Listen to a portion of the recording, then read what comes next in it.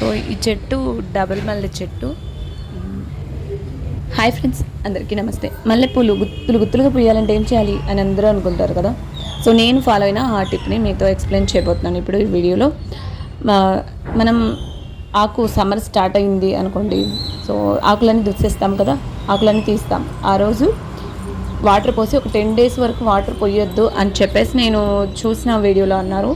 కానీ 10 days వరకు మనం వాటర్ అనేది స్టోర్ ఉండదు నేల మీద కానీ లేదా బకెట్లో కానీ. వాటర్ బయటికి వెళ్ళిపోకుండా స్టోర్ అయ్యే విధంగా ఉంటే అలా చేసుకోవచ్చు. నాకు అలా కుదరదు. సో వాటర్ అంతా బయటకు వెళ్ళిపోతాయి కాబట్టి 2-3 daysకి ఒకసారి వాటర్ ఇచ్చాను. అట్లా ఇచ్చాను. ఇట్లా ఒక చిగురు పెట్టుకొని వచ్చి పువ్వులు వచ్చాయి. ఎంత చక్కగా ఇట్లా గుబురుగా పూస్తున్నాయి. నాకు చాలా హ్యాపీగా అనిపిస్తుంది. అట్లాగే దీంతో పాటుగా నేను పుల్లటి ఫర్మెంట్ అయిన మజ్జిగ కూడా ఇస్తున్నాను, బియ్యం కడిగిన వాటరు. సో మీరు మల్లెపూలు మంచిగా గుత్తుగా గ్రోయింగ్గా చెట్టు బాగా ఉండి ఎక్కువ పూలు పూయాలంటే మీరేం ఫాలో అవుతారో అది కూడా కామెంట్ చేయండి. Thanks for watching. మేము ఈ మొక్కని వర్షాకాలంలో తీసుకున్నాము. వాళ్ళు తీసుకున్నప్పుడు ఏం చెప్పారంటే అది రెగ్యులర్గా పూలు పూస్తుంది అని చెప్పారు. సో అప్పటి నుంచి ఇప్పటి వరకు అప్పుడు ఫస్ట్లో ఒక పువ్వు పూస్తుంది అనుకుంటా అంతే. మళ్ళీ ఇదే రావటం పువ్వులు చాలా బాగా వచ్చాయి.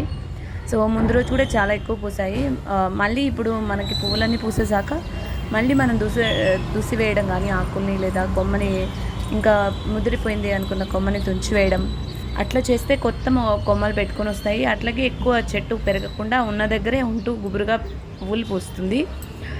ఇది అందరికీ తెలిసే ఉంటుంది. సో అడుగున వెళ్లకుండా పైకి మనకి మొక్క అనేది పెరుగుతుంది అన్నమాట.